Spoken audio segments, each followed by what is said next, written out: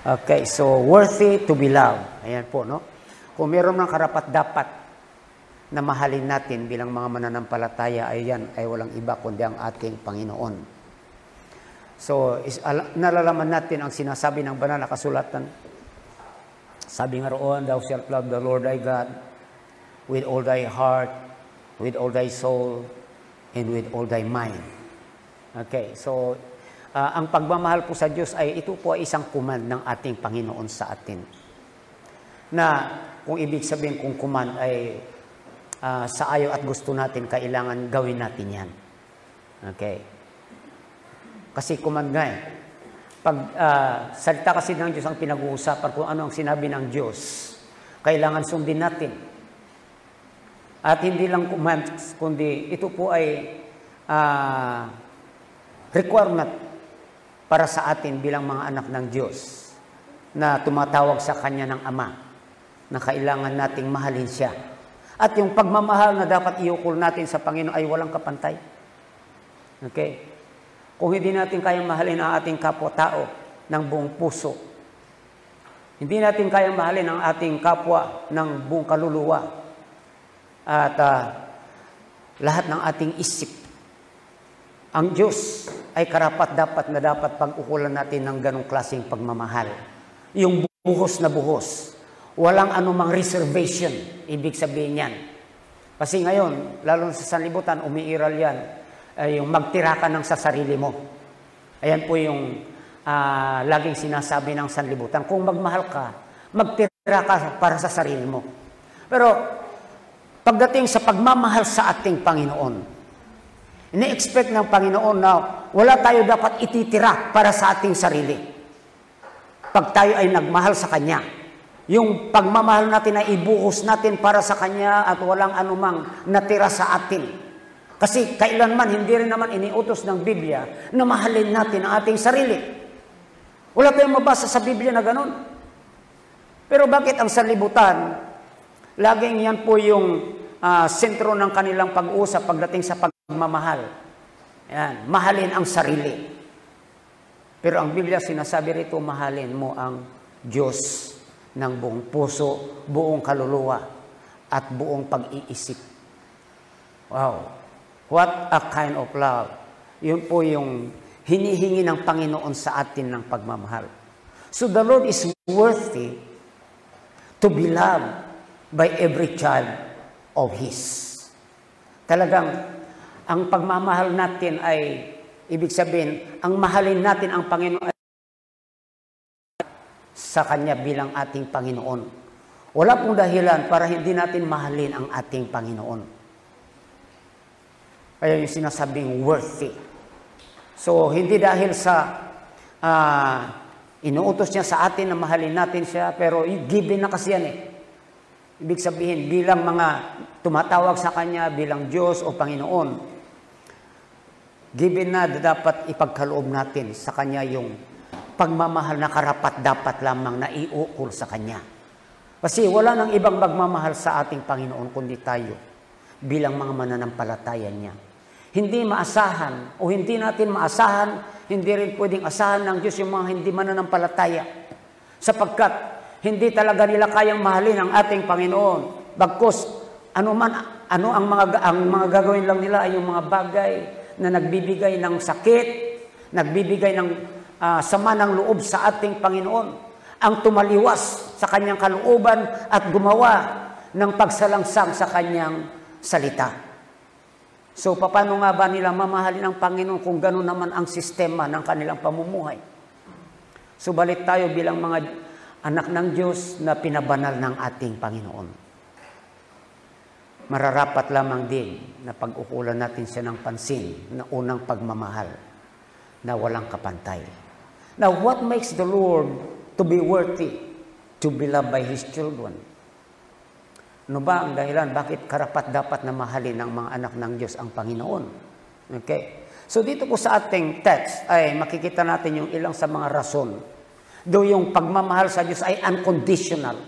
Pero ito po sinasaad po ni David dito ay bakit worthy na mahalin natin ang Panginoon.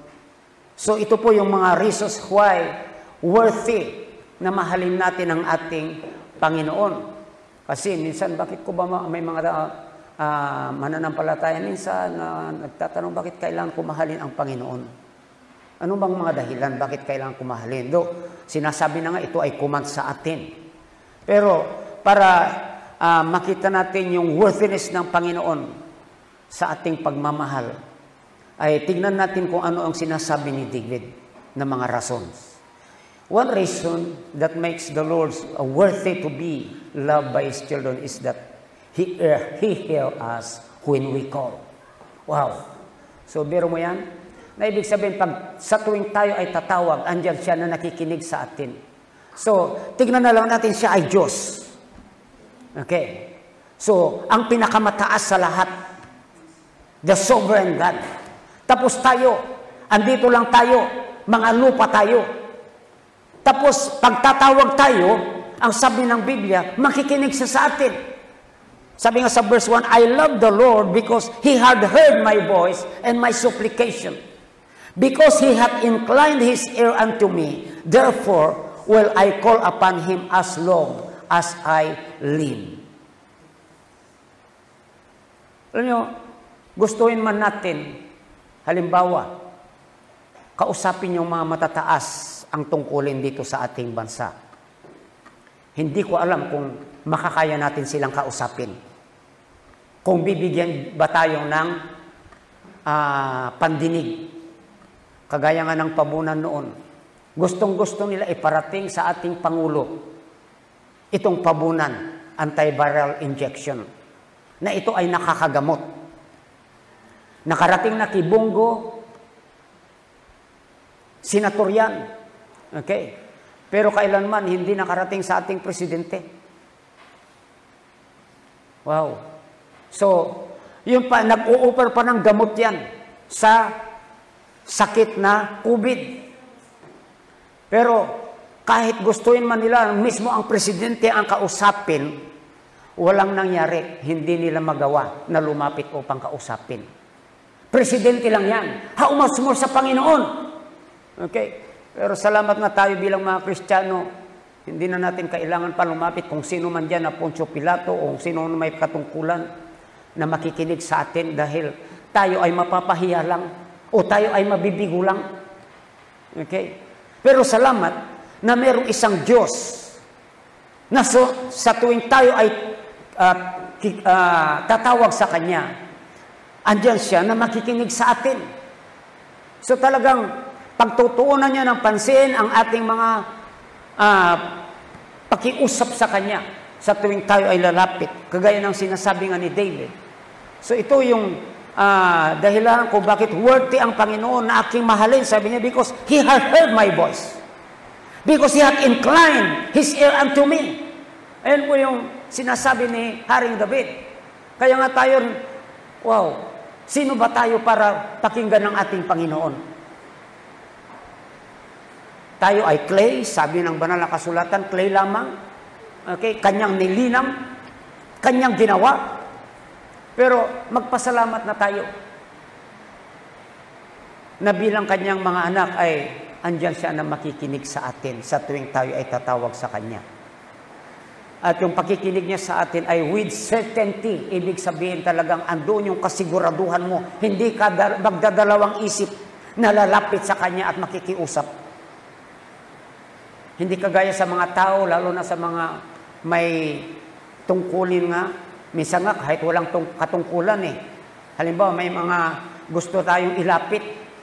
Minsan nahirapan pa tayo na lumapit sa kanila. Okay. Minsan, nakakalapit naman, pero minsan hindi. Ibig sabihin, walang katiyakan minsan. Ayan po. Pero sa ating Panginoon, merong katiyakan na kung tayo ay lalapit sa Kanya, tatawag, andoon siya na makikinig sa atin. Walang sablay. Wow. Okay, hindi kagaya pag tao man, lumapit ka, una, andyan siya tuwang-tuwa, pangalawa, okay pa rin. Ba nung sunod-sunod na ikaw tatawag sa Kanya o lalapit, iniiwasan ka na niya. Yan. Ayaw nang makinig sa iyong sinasabi. Ganyan po ang tao. Pero ang Diyos, sa tuwing tatawag tayo sa Kanya, andun yung kasiguraduhan. Kahit paulit-ulit tayong tatawag sa Kanya. Sa isang araw, kahit man 5 beses, kahit 10 beses, sigurado na makikinig siya sa atin. Pag tao yan, magrereklamo na pagka palaging lumalapit ka sa Kanya. Tama po ba? Okay, lalo na lagi ka may pakiusap sa Kanya. Okay, sa tuwing lalapit. Sabi ko nga, okay pa lang sa una pangalawa. Pero minsan sa pangatlo na, pang-apat, wala na. So, walang kasiguraduhan. Pero ang Panginoon, sabi ko, araw-araw, ilang beses man tayong lalapit sa Kanya, andyan pa rin na talagang tapat siyang makikinig sa atin. Wow. Kaya nga, He hears us when we call with certainty, pangalawa, with response. Hindi lang nakakasiguro tayo na makikinig siya sa atin, kundi andoon din yung response ng ating Panginoon sa ating mga inilalapit sa Kanya. Ano ba yung response? Yung sagot. Okay. So, hindi yung nakinig lang siya, pero walang response. Hindi po ganun ang ating Panginoon. Di mo, may mga ganun na tao, nakikinig lang din, pero walang lamang response. Kagaya natin. Okay. Nakikinig tayo rin sa salita ng Diyos. Kaso lang, marami sa atin walang response sa salita ng ating Panginoon. Pakinig lang ng pakinig. Okay? Pero hanggang doon na lamang sa nakikinig tayo. Pero ang Panginoon hindi. Nakikinig na siya sa atin, meron pang siyang response sa mga inilalapit natin sa Kanya. Okay? Kaya ang sabi niya doon sa Jeremiah chapter 33 verse 3, call unto me, and I will answer thee. Ayan po, and I will show thee great and mighty things, which thou knowest not. Wow. May response po ba? Okay, meron po. Ganyan po ang ating Panginoon. Kaya nga po, kung meron pa tayong ilapit sa ating pagtawag sa Kanya, sigurado, hindi lang nakikinig siya sa atin, kundi meron siyang kasagutan sa mga inilalapit natin. Hindi tayo mabibigo. Wow, hindi kagaya yan. Pagka may nilapit tayo sa tao, yan, hindi tayo nakakasiguro. Maaring makikinig siya sa atin, pero kung ano man yung mga kahilingan natin, hindi tayo nakakasiguro kung tutugunin nila yan. Wow. Minsan nga, kahit hindi na dapat lalapit yung tao Halimbawa, pangangailangan. O nandyan. Gawin na lang natin example nung panahon ng Yolanda. Talagang hindi na kailangan lumapit. So, dapat, marami mga tumulong noon.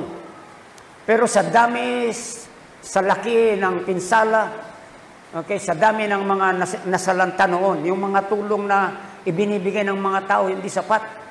Okay. Yung talagang malaking pondo dapat napapunta sa kanila na bigay ng iba't ibang mga bansa. Okay. Hindi naman nila kailangan hingin yun Dapat automatic ibibigay sa kanila, pero saan napunta? Yan na nga Okay. Kahit siguro lumapit pa sila kung sino man may hawak ng pundo, hindi ibibigay sa kanila kasi hindi ko maintindihan, no? Ganyan yata yung mga politiko ngayon Gustong-gusto may kalamidad sa kanilang lugar. Yan. Bakit? Kasi pag may kalamidad, magdi-declare sila ng state of calamity. Pag dineclare nila ang state of calamity, maglalabas sila ng pondo, calamity fund. Anong gagawin sa calamity fund? Ibibigay ba lahat yan? Hindi ako naniniwala dyan. Lalo na hindi naman talaga nauudit yan. At walang kaparaanan para uditin. Basta't naibigay na namin yan. Tapos. Nagastos na namin yan. Tapos. Okay. So, pero sa ating Panginoon nga yung response. Yan. Okay. Sabi nga ng banal na kasulatan, alam na niya kung ano ang ating pangailangan. Ibig sabihin, ando na yung kasagutan sa tuwing, bago pa man tayo tumawag sa Kanya. Kaya sabi roon, Isaiah 64:5 ba yun? Basta ando, and it shall come to pass, but before they call, I will answer. And while they are yet speaking, I will hear. 65:6 siguro yan. Okay. Gusto ko lang tignan. 65:24 pala. And it shall come to pass that before they call, I will answer, and while they are yet speaking, I will hear. Okay, so yung sinasabing answer, sagot yung response. Wow. He hears us when we call. Secondly, sa verse 3, 4, and 8, sabi rito, the sorrows of death compassed me, and the pains of hell got hold upon me. I found trouble and sorrow. Then called I upon the name of the Lord. O I beseech thee, deliver my soul. Sa 8, for thou hast delivered my soul from death, mine eyes from tears, and my feet from falling. So, hiniling niya, i-deliver siya, at doon sa verse 8, sabi, for thou hast delivered my soul. Wow. So, andyan, matapat na tayo ay inilalayo sa anumang kapahamakan o kaya'y panganib. Ano ba yung trouble? Kaguluhan. Okay. So, pero kung nasa trouble ka, sinasabi, ano man dyan, pwedeng mapahamak ka. O pwedeng malagay sa panganib yung buhay. Ganyan kasi yung ibig sabihin ng trouble sa English eh. Okay. Hindi lang yung kaguluhan. Pwedeng nasa panganib ka. Kagaya ni Haring David. Okay. Lalo na nung hindi pa siya hari. Andyan na siya tinutugis na parang hayop ni Haring Saul. Okay, hindi lang si Haring Saul tumitugis sa kanya, kundi buong kasundaluan ng bansang Israel. Wow. So kaya nga, nandoon siya sa panganib. Anytime pwede siyang patayin o mamatay. Wow. Pero, yan nga po yung sinasabi ni David, okay, na siya ay i-deliver ng Panginoon. Kaya yan po isa rin sa mga dahilan kung bakit kanyang minamahal ang ating Panginoon. So pinapahayag niya, God is worthy of my love because He delivered me from trouble. Because He hears me when I call. Ayan po yung sinasabi niya. Okay? Kaya nga walang dahilan para hindi natin mahalin ang ating Panginoon.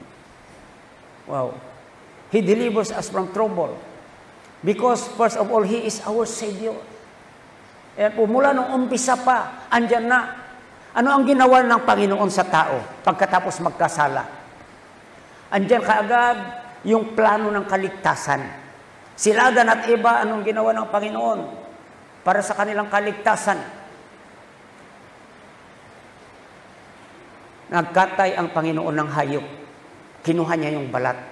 Yung dugo, itinapon bilang paghugas sa kanilang kasalanan. Yung damit ng hayop na idinamit sa kanila, that is a robe of righteousness. Wow! What a Savior we have in the Lord. From the very beginning until now. Ganon po ang ating Panginoon sa atin. So, siya yung nagdi-deliver sa atin kasi siya nga yung ating Savior.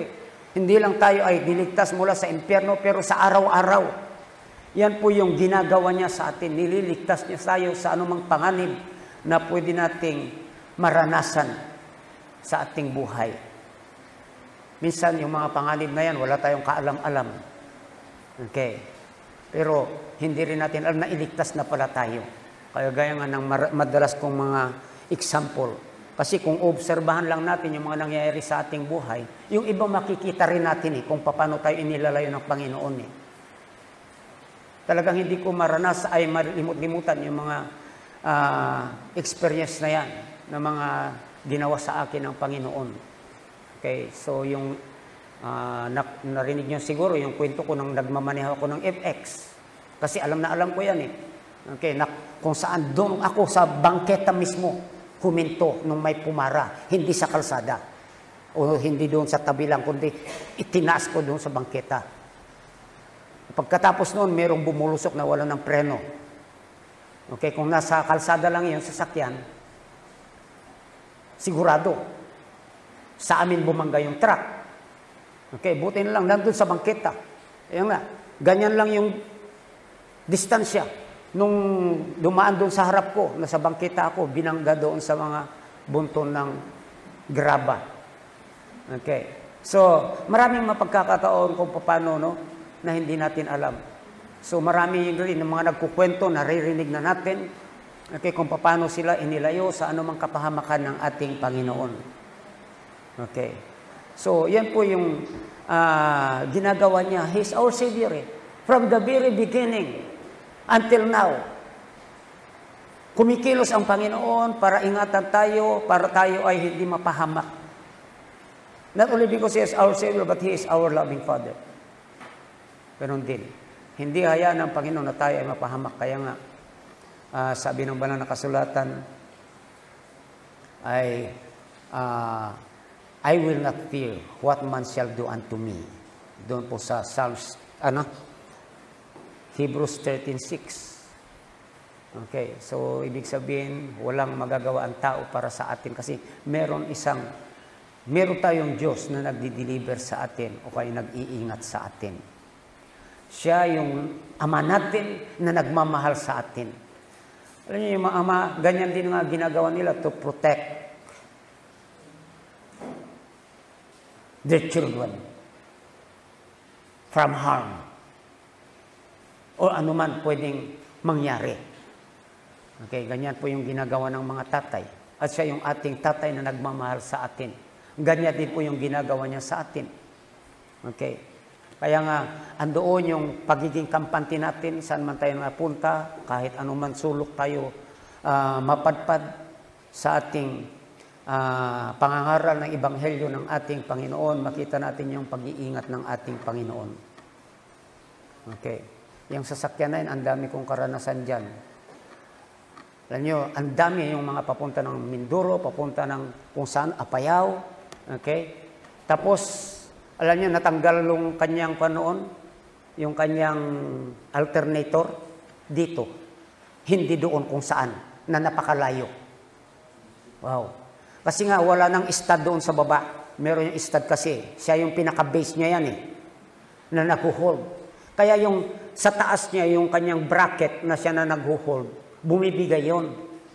Okay. Nung una, yung ngayong bumigay. Pero dito lang din, hindi doon sa malayo. Nung naibalik, yung stud niya, wala talaga sa baba. Okay. So, wala siyang kapitan sa baba. So, dito lang sa taas. Biro mo, yung ikot ng makina. Okay. Doon tapos, yung pangalawa, yung na mismong ulo ng tornilyo ang natanggal. Wow. Ngayon, ibinalik na naman. Okay. Wala pa rin stud. Pero, yung makita ko nga, sa layo na nang napupuntahan ng mga probinsya. Okay. Kung kailan naman na talagang bumibigay yon, dito lang. Hindi kung saan-saan. Yan po yung doon, no? Paano na lang kayo? Minsan iniisip ko, paano na lang kaya kung nandun kami sa biyahe, lalo na kung nasa expressway. Wow. Pero yun nga, yung makita natin kung paano yung pag-iingat ng ating Panginoon. Wow, na talagang hindi niya hinahayaan na malagay tayo sa alanganin. Okay. O kaya nandoon kami sa kabundukan na tumatakbo tapos biglang matanggal yung kanyang belt dahil bumigay yung humahawak sa alternator. Ano na lang kaya? Okay. So tapos gabi pa. Kaya minsan, Pastor, hindi na pala kayo pwedeng bumiyahin ng malayo, sabi ni Rolly. Pero iniisip ko, ang tagal-tagal na, ang layo-layo na napuntahan yan. Okay? Kaya kung halimbawa, bibiyahin ng malayo, hindi ko isipin kung ano man yung kalalagayan niya kasi andyan naman ang Panginoon na nag-iingat Okay, yun lang yung nasa isip ko, andyan ang Panginoon. Nagmamahal. Lalo na kung sa paggawa ng gawain niya, bakit iisipin natin kung ano man yung mga pwedeng maging hadlang. Isipin lang natin, meron tayong Diyos na nagmamahal sa atin, who delivers us from trouble. He hears us, or He hears us when we call. He delivers us from trouble. Third reason that makes the Lord worthy to be loved by His children is He preserves us from corruption.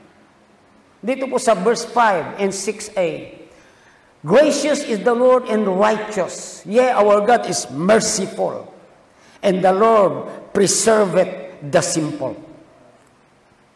Simple po, ito po yung mga mananampalataya niya na namumuhay, lumalakad ng matuwid sa kanyang harapan. Yung pagpe-preserve. Yung sa Tagalog, pagpapanatili yan. Okay. So, ibig sabihin, pinapanatili niya tayo sa ating kabanalan. Na ibig sabihin, hindi niya hinahayaan na tayo ay makurap. Okay. So, ano ba yung mga pwedeng makakurap sa atin? Isa na nga po yung kasalanan. Sin corrupts believers. But thanks be to God, andyan po siya na hindi niya hinahayaan na makurap tayo ng kasalanan. How many people who confess to be children of God has been corrupted by sin? Na minsan pag inisip ko, talaga bang anak ng Diyos yun? Bakit ganun? Okay. So, pag ganun na nagko-question ako, nakikita ko yung tao na gumawa ng masama, ni walang repentance. Kasi ang malinaw sa akin, ayon sa banal na kasulatan, kung ang isang tao ay nakagawa ng kasalanan at yan ay mananampalataya, matututo yan na magpakumbaba at humingi ng tawad. Pero paano?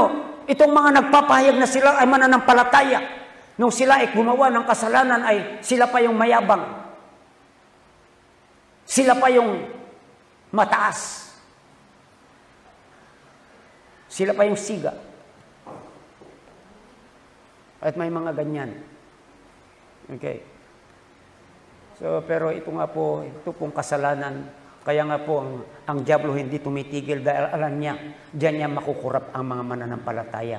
Ibig sabihin, ay diyan po mawawala yung liwanag ng mga mananampalataya pag sila ay nagumon sa kasalanan. Diyan po masisira yung patutuo ng mga mananampalataya pag sila ay na-involve sa pagkakasala. Hindi lang yung sarili nilang patutuo ang masisira. Kasama na rin yung iglesia. At kasama na rin yung pangalan ng ating Panginoon. Kaya nga tayo po, bilang mga mananampalataya, ay dapat maingat po tayo. Okay. At dapat rin, lagi tayong nagpapasuko, nagpapasakop sa ating Panginoon. Sa lahat ng ating landasin, sa lahat ng ating pagkilos dito sa libutan na ito.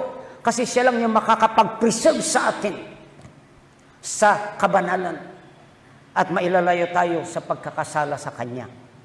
Hindi sinasabi, hindi na tayo talaga magkakasala, pero yung magkasala tayo na, yun nga, nawawala na yung ilaw natin at nasisira na yung patutuo natin. May mga pagkakasalang ganyan.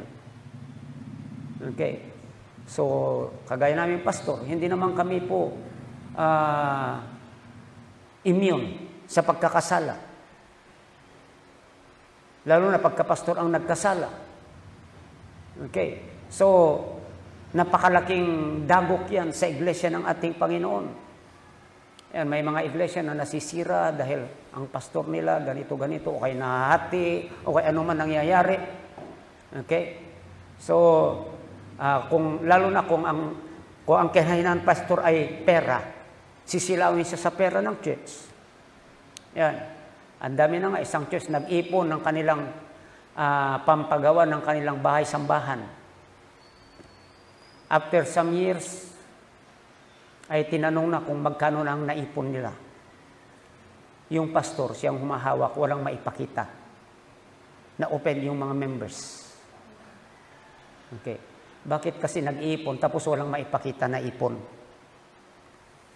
Saan napunta? Yung mga members, siyempre alam naman nila, nagbibigay sila. Dapat nandyan yung kanilang mga ibinibigay para sa kanilang gagawing building. Pero bakit nawala? O kaya naman, may kahinaan sa babae. Marami rin pastor na ganyan. Okay. Kaya nga, ginagamit ko lang na ehemplo para makita nyo na ang pastor nga hindi po immune sa pagkakasala na kailangan din na ipanalangin ng pastor. Okay? Kasi nga, kung meron ng sentro ng atake ang dyablo, yan, pastor. Pag nasira ang pastor, damay ang iglesia. Magkakagulo sa loob ng iglesia. Ang gusto ng Panginoon, maging maayos lang yung takbo ng church. Wow. So kaya nga, He preserves us from corruption of sin. Secondly, He preserves us from corruption of the world. Paano po nakukurap ng sanlibutan ang mga mananampalataya? Yan po ay kung natututo tayong makiayon.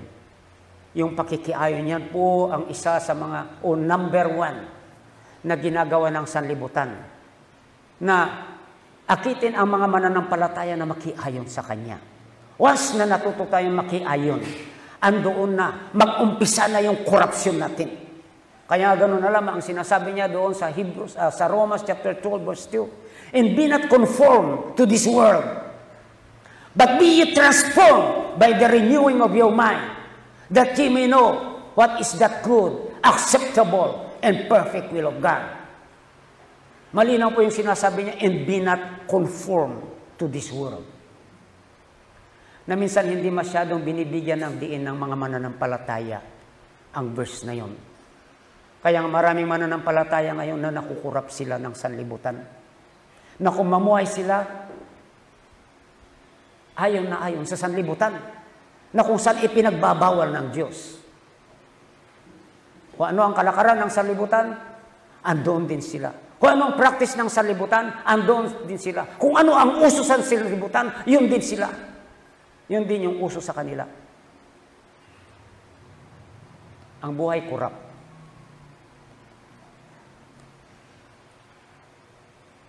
At marami na tayong churches na nakikita ngayon, ultimo Biblia nila, corrupt Bible. Hindi yung preserved Bible. Wow. Anong mapapala mo sa corrupt na Biblia? Okay. Ewan ko lang ngayon kung may gumagamit na ng mga millennial Bible. Meron yata yan madadownload eh. Millennial Bible. Minsan nakakuha ako Tagalog. Bakit may mga English ito? At may mga ibang term. Wow. So, kung ano-ano nang ginagawa sa Biblia. Pamumuhay kurap. Kasi influence ng sanlibutan. Okay. At alam niyo kung bakit nagaging ganon yung mga members minsan. Kasi kasalanan ni pastor. Hindi niya itinuro kung ano yung totoo mula sa banal na kasulatan.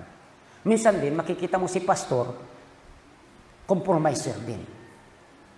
Siyempre, huwag mong asahan na ang mga membro, pag ikaw pastor ay compromiser, ay yung mga membro hindi compromiser.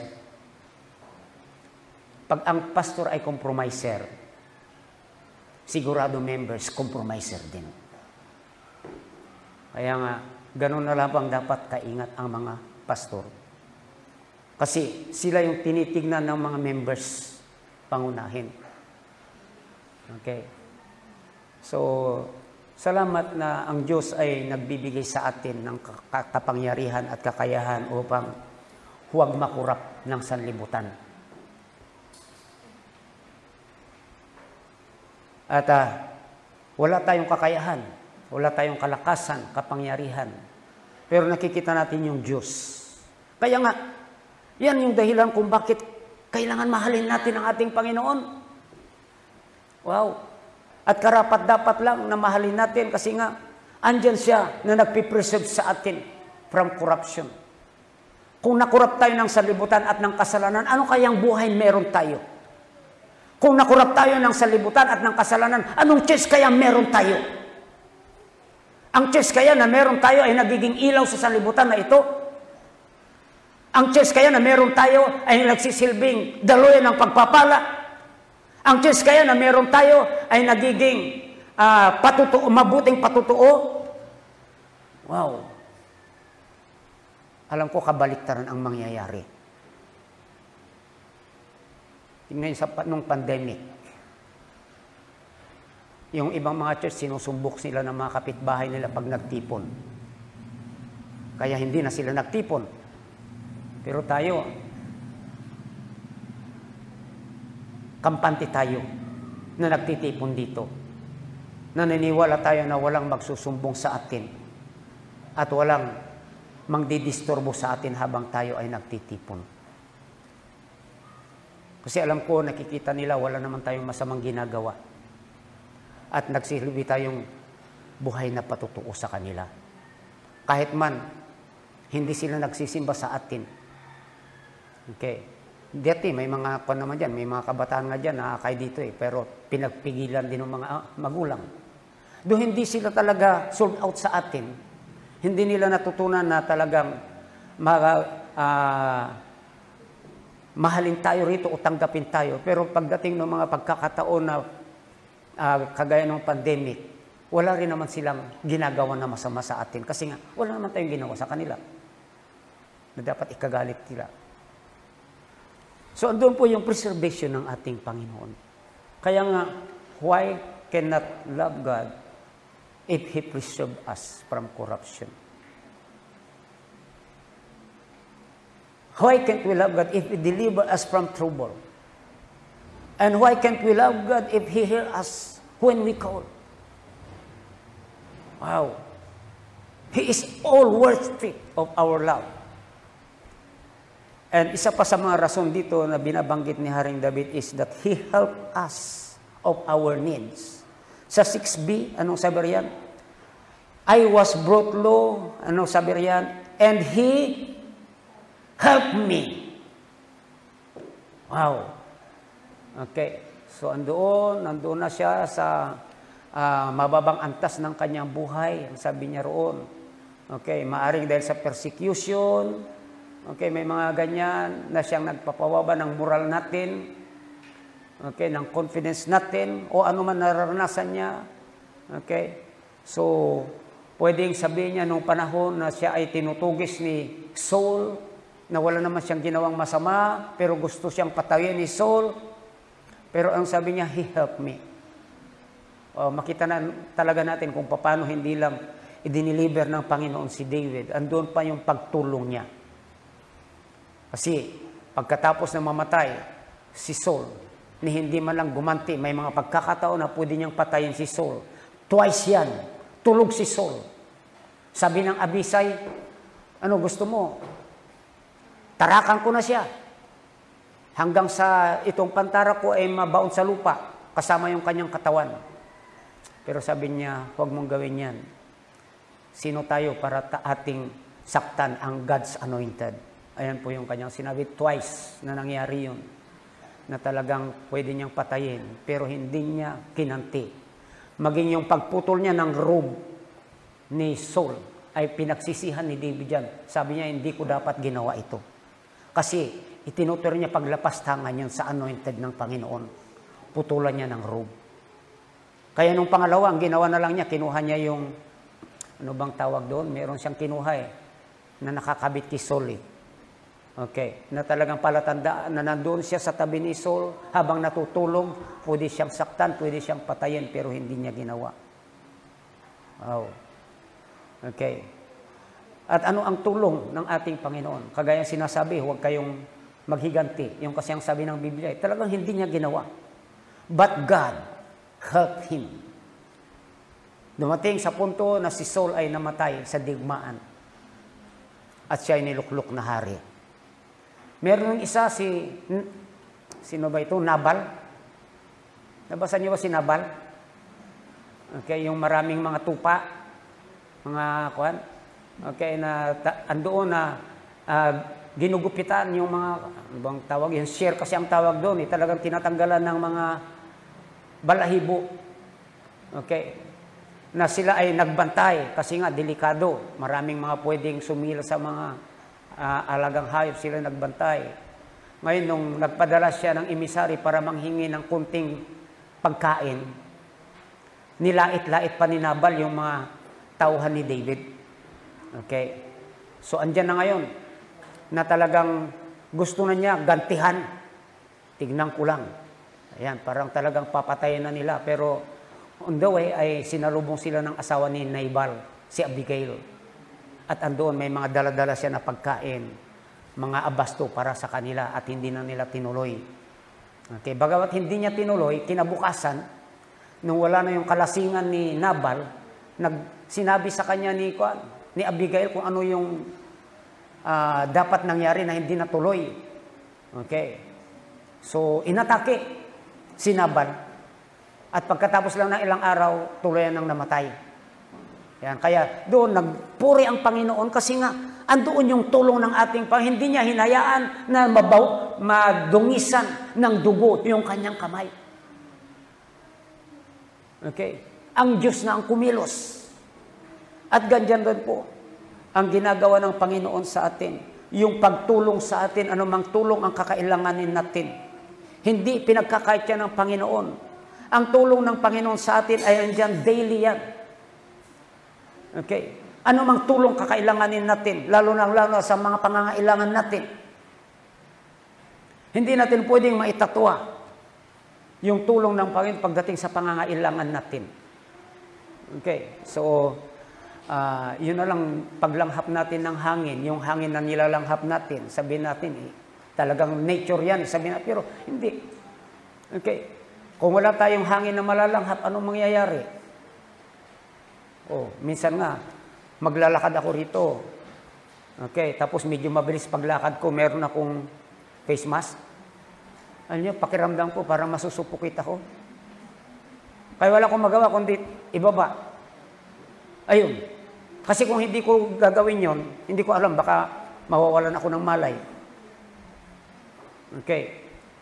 So, pero salamat tayo, no? Kasi nga, hindi nyo napansin, hindi tayo nagkakasakit ngayong pandemic. Samantalang nung walang pandemic, palagi, nandyan yung sipon, nandyan yung ubo. Alam niyo yon? Bakit? Bakit kaya? Yan, isa nakakatulong din sa atin, yung mga suot-suot natin. Lalo na kung lumalabas tayo, may nakakasalamuha tayong tao, wala mang COVID dyan. Pero minsan, yung kawalan natin ng mask, maaaring may makasalamuha tayo. Meron dyan mga sipon, ubo o anuman. O may mga virus din yan eh. Okay, hindi lang naman COVID ang virus eh. O bago nga magkaroon ng quarantine dito sa atin eh. Andoon yung ubo ko noon. Ayan, sipon. Okay. Inabot pa ng April. Pero noon, salamat naman. Okay. At saka yung mask din na paggamit natin ng mga sanitizers. Ayun, nakakatulong din yan. Ay, masabi natin, healthy tayo. Yan, di ba pagka yung nagpapalit ng panahon, lalong-lalo na ang dami nang nagkakasakit dati. Pero bakit? Mula sa tag-araw hanggang sa tag-ulan, papunta sa tag-ulan, purihin ang ating Panginoon. So makita natin yung tulong ng ating Panginoon sa atin. At ang kanyang tulong sa atin, hindi po natin maitatatwa. Yan po ay araw-araw yan, ginawa ng ating Panginoon pagdating sa ating pangangailangan. Hindi lang daily, kundi unceasing yung tulong ng ating Panginoon sa atin. Hindi nagsasawa ang Panginoon na tumulong sa atin pagdating sa ating mga pangangailangan. Yan po yung ating Panginoon. Pero tayo halimbawa, kung tayo ay tutulong, okay lang na tumulong tayo sa umpisa. Pangalawa, minsan medyo napipilitan na. Pangatlo, sasabihin natin, ay lagi na lang Tama po ba? Okay. So, yun nga, kagaya ng isang pastor na open pa doon sa membro ng Society Baptist Church. Kasi nung una, natuwa yung pastor dahil mga estudyante, nagpunta sa bahay nila, nakita niya kung paano sila mag-ikot sa kanilang lugar at mag-soul winning. Di nung nakarating sa kanila, nalaman niya yung kanilang ginagawa, natuwa siya. Pinakain niya sila, pinamerienda, binigyan pa ng pera. Kasi mayaman yung pastor Kaso lang, sumunod na araw, nandyan na naman sila. So okay lang. Pero nung inaraw-araw na nila, ayan na-open na yung pastor. Pero ang ating Panginoon, hindi ma-open sa atin na tumulong. At masaya siyang tumutulong sa atin. Araw-araw at walang puknat. Okay? Walang tigil ang pagtulong ng Panginoon sa atin. Ngayon po ang ating Panginoon. Kaya nga, paano mong hindi mamahalin ang Diyos na tumutulong sa iyo nang walang patlang at walang puknat? Tuloy-tuloy, ayan, at walang hinto. Matapat na tumutulong. So yun po yung mga nakikita ni David kung bakit karapat dapat lamang na mahalin niya ang ating Panginoon. Daily, yan, unceasingly, and all our days. Habang naririto tayo, andyan, maaasahan natin ang tulong ng ating Panginoon. Sabi doon sabi nga ni David, the Lord is my helper. Okay. So, kaya ito po, these are the reasons for us, or there is no reason for us not to love the Lord, our God. Kahit saan natin ang gulo tignan, diniman yung pagmamahal natin sa Kanya. And we have all the reasons to love the Lord. Andyan lahat yung mga reasons binigay ng Panginoon. Kaya kung meron mang worthy of our love to the highest aspect or yung pinakamataas na aspeto ng pagmamahal, yan ay walang iba kundi ang ating Panginoon. At sa pagmamahal natin sa Diyos, kalimutan natin yung sarili natin. Yan po yung napakaganda noon. Kalimutan mo yung sarili mo. Okay? Para maibigay mo yung the best na pagmamahal. The highest love para sa Kanya ng buong puso, buong kaluluwa, at buong kaisipan. At yan po yung hinahanap ng ating Panginoon sa atin. Tayo na nalangin.